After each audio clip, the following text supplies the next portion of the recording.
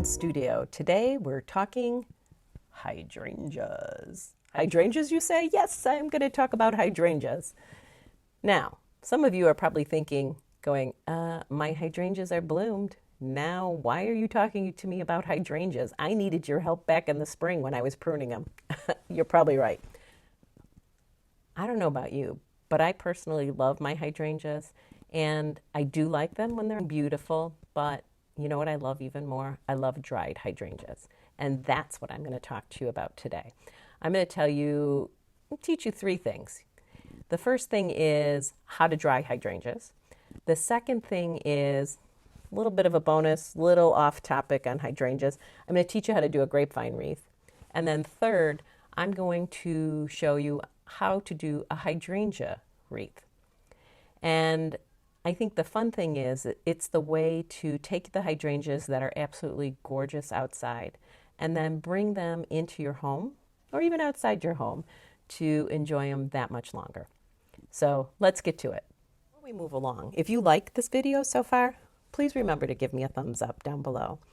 And if you want to continue getting videos from Realize Your Art Garden Studio, remember to hit the subscribe button. And two, if you want to get notified, hit the bell. All right, now let's talk hydrangeas. So in this very first section, what I'm going to do is talk to you about how to dry hydrangeas. And basically there's three ways to do it.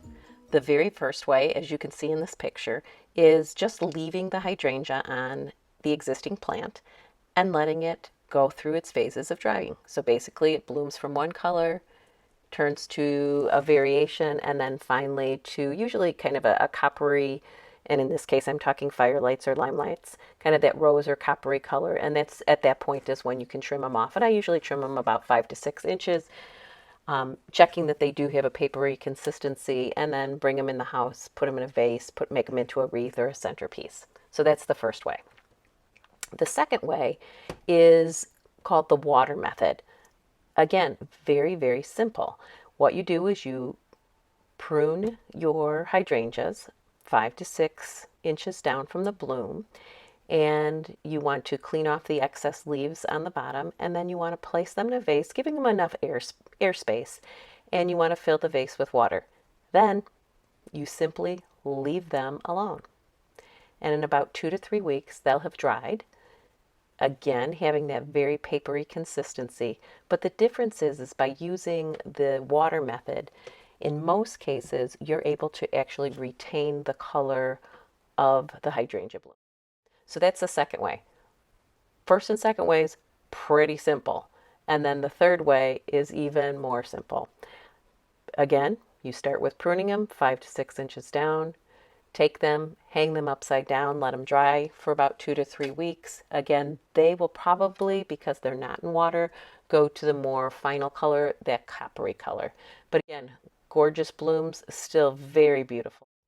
So again, recap, 3 ways to dry.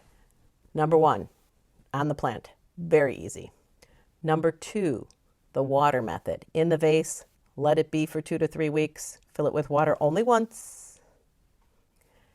and they'll be dried and beautiful. Again, checking the texture, that papery consistency. And then the third method, cut them, either hang them to dry, or you can use the wreath method.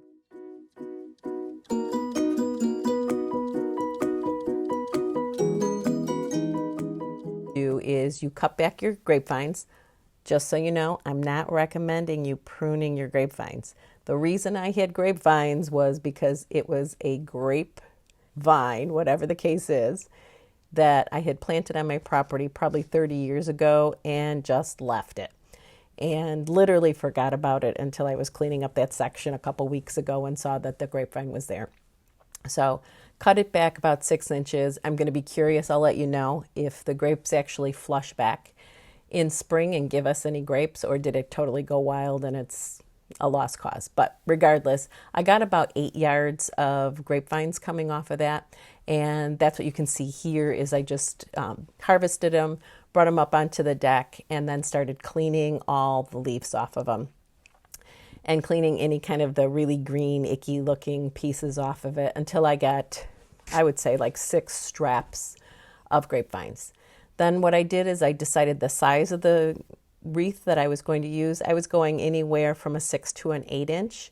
I secured that first loop using the paddle wire so I wouldn't have to struggle. I know some people tie it together by hand with the grapevine itself. Paddle wire worked just fine anyway, since I knew I was going to use it for the hydrangeas. And then I just kept looping and wrapping it around until I went around about 6 times. And you can see that here.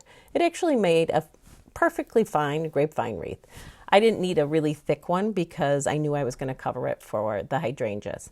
If you wanted it to just have it as a grapevine wreath and just put some lovely flowers or a small bouquet of hydrangeas on it, then I would say probably wrap it maybe 3 or 4 more times on top of it, so it gives you kind of a nice bulk. Well, I hope you enjoyed the second part of that, making the grapevine wreath. Now we need to move on to the third part of this video today, and that's making the hydrangea wreath. With that, the next step that we have to do in the process is get some flowers. Now, some of you already have your dried flowers. I myself have to walk down into the yard, take a peek at which flowers I'm actually going to pick. So I'm looking very closely at the blooms, figuring out some that have already started to dry and or kind of are looking kind of punky. And I'm just going to take them off about 5 to 6 inches down. And I'm going to go plant to plant until I get about 20 to 25 blooms. And I think that will do it to make a really nice wreath. All right, we're back on the deck, and I have the grapevine wreath, and I have each of the hydrangea blooms thinned. I left a few leaves on each one. On the first start, what you do is you put the first bloom on, wrap it twice with the green paddle wire, then you add each subsequent bloom, wrap each stem, hold it on the grapevine, wrap around twice, put the next flower on, wrap the wire around twice, making sure that you get the stem, and then continue on until you go all the way around the wreath until completion. When you get to the end, I usually take 2 or 3 blooms, wire them together, the stems together, and then I place it in the open section, tie it off, and it's all done.